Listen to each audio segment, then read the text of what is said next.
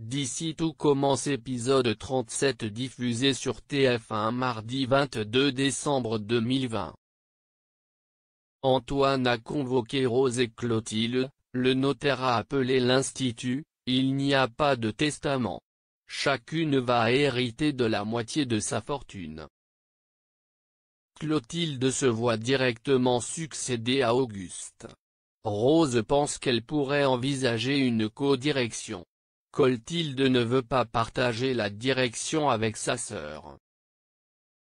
Jérémy confie à Guillaume qu'il n'a pas envie de la cérémonie des adieux à Auguste. Guillaume pense que s'il ne vient pas, il ne pourra jamais faire son deuil. Clotilde a l'impression qu'Auguste a même pas eu une once de reconnaissance. Lui cédant l'Institut. Elle pense mériter cette place plus que personne.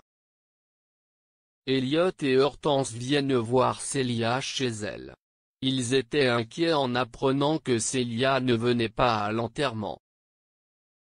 Ils ont apporté plein d'ingrédients avec un chapon, ils vont cuisiner la recette selon Auguste. Ça sera prêt pour Noël. Elliot et Hortense réussissent à remonter le moral de Célia en cuisinant. Mais ils conscience qu'elle n'a pas réussi à défusionner de Jérémy.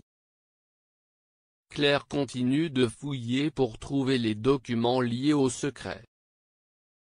Clotilde lui annonce que son père n'a laissé aucun testament.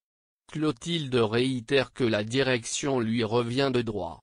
Claire confirme. Clotilde dit à Guillaume que la place de proviseur lui revient à la place d'Antoine. Guillaume lui dit qu'il s'en fiche de ça, il faut qu'il arrête d'être obsédé par l'héritage et qu'elle s'intéresse plus à Jérémy. Noémie dit à Tessier qu'il est foutu. Mais Tessier dit qu'Auguste était son ami. Il lance le pari qu'il revient dans 10 jours avec les secrets qu'Auguste lui a confiés. Noémie est écœurée. Tessier lui dit qu'il ne gâche rien. Ici tout commence en avance du 22 décembre 2020. Louis est-il le fils d'Auguste? Louis retrouve sa mère Claire en larmes. Elle dit que c'est juste en entendant des élèves parler d'Auguste. Louis lui dit qu'il faut qu'elle parle, qu'elle se libère. Personne ne la croira. Claire veut trouver le testament, elle est certaine qu'il l'a fait. Jérémy donne rendez-vous à Célia à l'Institut avant la cérémonie. Et elle hésite à y aller. Célia pense qu'il doit y aller, en échange il veut qu'elle vienne. Célia a peur de gêner. Jérémy a besoin de Célia à ses côtés. Elle l'accepte. Émotion à l'enterrement d'Auguste, tout le monde est présent, la famille, les élèves, les profs. Rose et Clotilde se prennent dans les bras. Au retour de la cérémonie, Rose et Antoine proposent à Clotilde et Guillaume de venir dîner à la maison.